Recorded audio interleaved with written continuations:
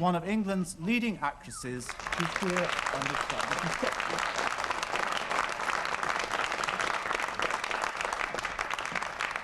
She's Hylda Baker. We've got the prizes there. If you stand there, I'll collect them. That's the way the money goes. Pop goes. Am I not in it? Yes, you're in it now. Now, how do we know which these are? This seems to be an extraordinary irregular affair.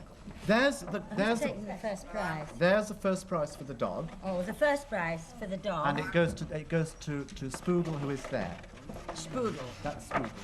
If you'd like to deliver it into Mrs. Whatnot. I present you with the first prize for Spoodle. Thank you very much. She's not called Spoodle. The dog's called Spoodle. I said for Spoodle. I said for Spoodle. Didn't I? Yes. And hold on. Here's the prize for Perky. For Perky. The minor bird Perky. The minor bird? The minor bird that way. As for the talking, isn't it? The talking bird. What's gone on with the parrots? Have they lost? The parrots have lost out. Oh, they have lost out. And the minor bird Perky, and that's the winner. Well, I have greatest of pleasure in presenting the prize to you for your minor bird Perky. We're going to go down.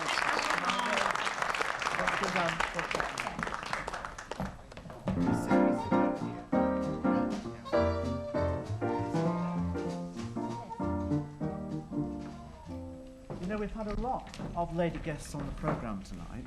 Thank you. Of whom you are the last. And can I say how overcome I am by things you're wearing? Yes, well, I thought it'd be a change to dress myself up proper and come out the front way. What would you normally be dressed in?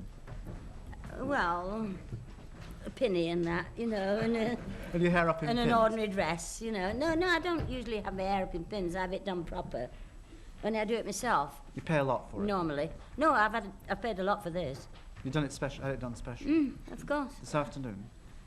No, a bit earlier on. This morning? This morning. The last time I saw you on television surprised me a lot because I saw you whizzing down a street in a chauffeur-driven car.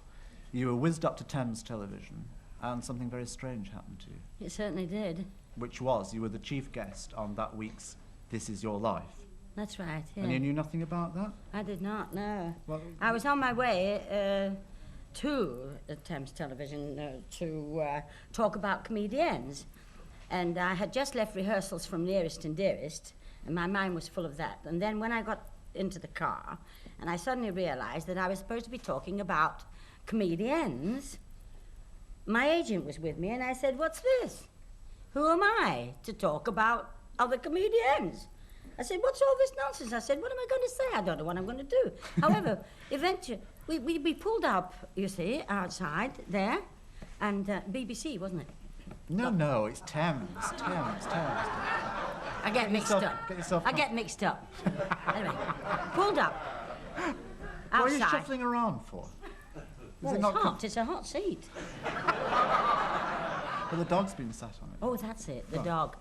Anyway, I pulled up, and I said, "My goodness, there are a lot of people there. You see, and there must be something on," and it was me. And what happened then? Well, my legs went from under me, and Eamon Andrews said, "This is your life, Hylda Baker." My legs went from under me, and I said, "Oh, no," and I was almost prostitute on the floor.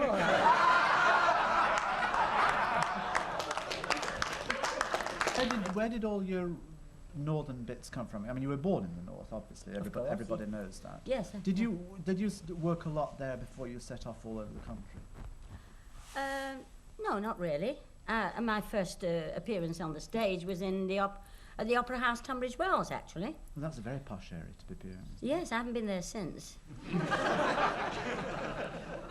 Although, a strange thing, I was a very big success because I was first turn on the Monday night, first house, and second house, I was moved to third term, which is really an honour, you see, to be moved. A meteoric rise. Yeah, absolutely. Meteorati.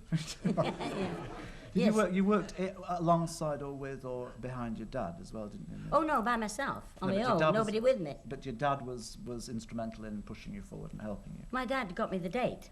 My dad saw me do a concert for some charity concert, you see, and he said, "Oh, she's wasting her time," and he booked me in the Opera House, Tunbridge Wells. But just like that, without any...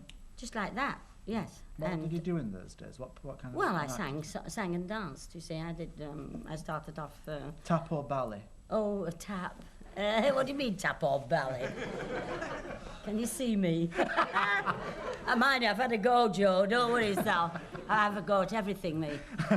Yes, no, I did tap dancing. I know, I sang, for a start off, you know, hello, how are you, how are you? How does that go? Hello, how are you? How are you? Let me talk to Honolulu. To ask her this, give me a kiss, by wireless, please state. I can't wait to hear her reply. For I've had to pawn every little thing I own. Home for New York of Ireland. To phone from New York on the wireless telephone. So hello, how are you? How are you? Good night.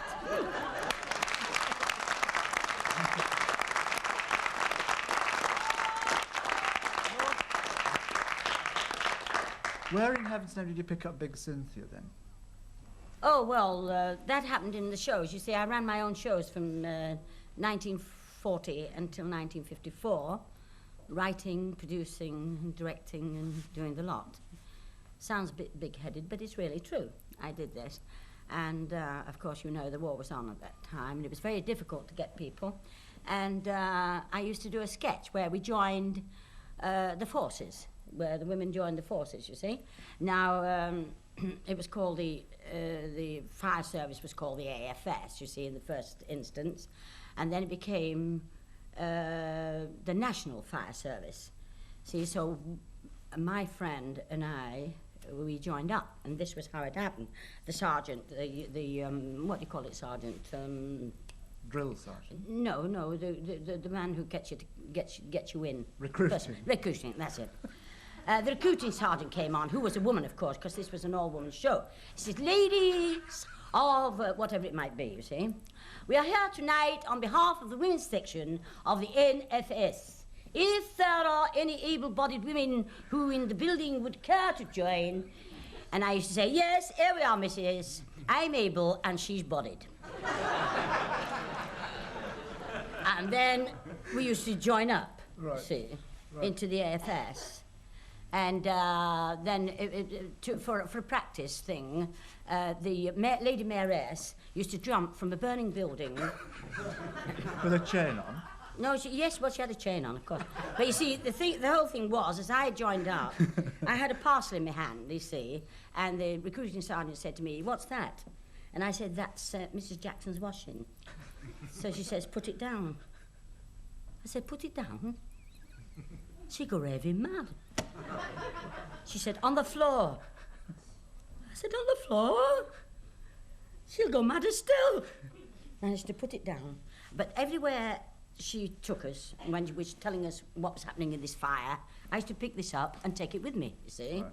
So eventually, they said, now the Lady Mayoress will jump from a 6-story building, which is on fire, you see, with the parachute, see. Well, the Lady Mayoress went to the top of the building to jump, and the parachute was in a similar parcel to Mrs. Jackson's washing.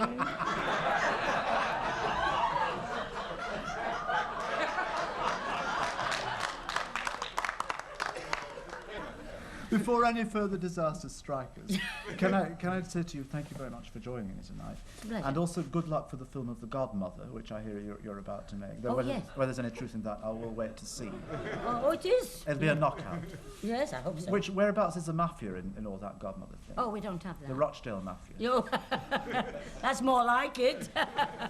That's it, and it's good night from the biggest collection of birds I've ever had in this studio.